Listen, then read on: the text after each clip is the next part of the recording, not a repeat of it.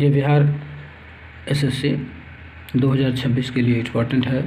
ऐसे तो कंपटीशन की तैयारी करने वाले सारे स्टूडेंटों के लिए यह सवाल बिल्कुल ही सटीक है और तैयारी योग्य है। सवाल हमारा कह रहा है कि चित्र में लुप्त संख्या ज्ञात करें। चित्र में लुप्त संख्या कहाँ है? तो इस घर में नहीं है, मतलब यहाँ पर लुप्त संख्या है, व्हाट है, क्या होगा? तो हमारे पास बहुविकल्प है। विकल्प नंबर ए में 21 है, बी में 27 है, सी में 25 और डी में 16 है।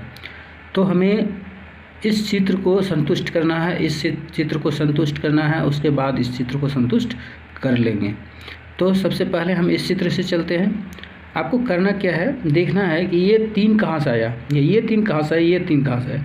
तो हम इसको दोनों को गुना करते हैं। 3 गुना 3 कितना हो गया? 6। 6 में 3 से भाग दे दिए, कितना हो गया? 2। ये तो 3 नहीं हुआ, यहाँ हो गया, ठीक है। दूसरी सिस्टम में चलेंगे कि ये और ये दोनों गुना करेंगे, ये इस तरह से यहाँ 3 आएगा। तो क्या करते हैं, देखिए 3 देखते हैं 2 गुना 3 बटे 1 2 3 3। तो यहाँ कितना? 3 दूनी 6 बटे 3, तो 3 दूनी 6। तो इस हिसाब से देखते हैं मेरा 2 यहाँ पर कितना आ रहा है?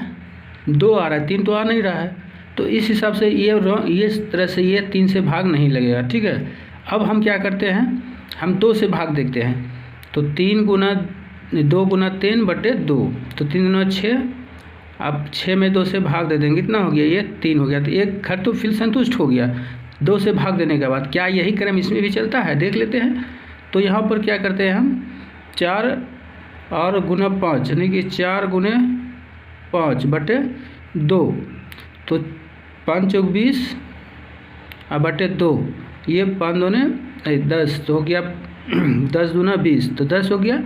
तो इस तरह से इस तरबूज को भी यह फार्मूला संतुष्ट करता है। मतलब 3 से भाग ना दे करके 2 से भाग देंगे तो मेरा ये संतुष्ट करता है दोनों को। तो इसमें भी वही होगा।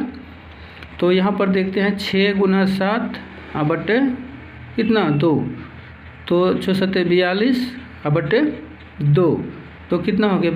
21 दूना 42। तो ऑप्शन में हमें 21 है, इसीलिए ये ऑप्शन नंबर ए मेरा सही है। मतलब ये जो खाली जगह है, लुप्त संख्या है, यहाँ कितना होगा? 21 होगा। तो इस तरह से हमारा आंसर क्या है? 21 हो जाएगा, ऑप्शन नंबर ए।